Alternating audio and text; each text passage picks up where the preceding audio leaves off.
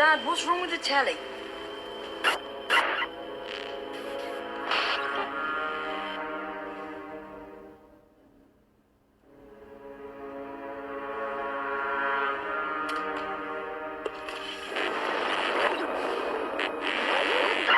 Good evening, London.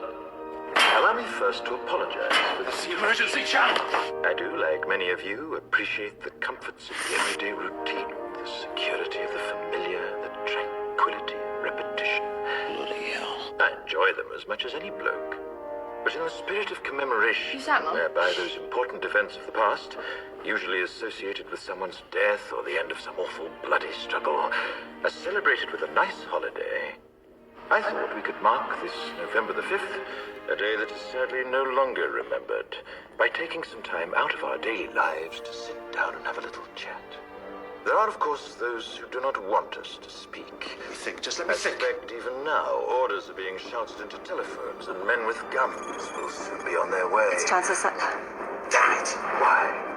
Because while the truncheon may be used in lieu of conversation, words will always retain their power. Words offer the means to meaning, and for those who will listen, the enunciation of truth.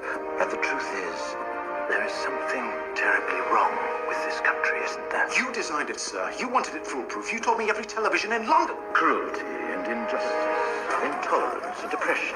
And where once you had the freedom to object, to think and speak as you saw fit, you now have censors and systems of surveillance coercing your conformity and Cameras. soliciting your submission. We need cameras. How did this happen? Who's to blame? Well, certainly there are those who are more responsible than others. They will be held accountable. But again, truth be told, if you're looking for the guilty, you need only look into a mirror. I know why you did it. I know you were afraid. Who wouldn't be? War, terror, disease. There were a myriad of problems which conspired to corrupt your reason and rob you of your common sense. Fear got the best of you, and in your panic you turned to the now High Chancellor Adam Sutler.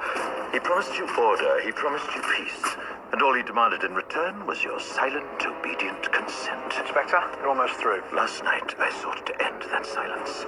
Last night, I destroyed the Old Bailey to remind this country of what it has forgotten. More than 400 years ago, a great citizen wished to embed the 5th of November forever in our memory. His hope was to remind the world that fairness, justice, and freedom are more than words. They are perspectives. So if you've seen nothing, if the crimes of this government remain unknown to you, then I would suggest that you allow the 5th of November to pass unmarked. But if you see what I see, if you feel as I feel, and if you would seek as I seek, then I ask you to stand beside me 1 year from tonight, outside the gates of Parliament, and together we shall give them a 5th of November that shall never, ever be forgotten.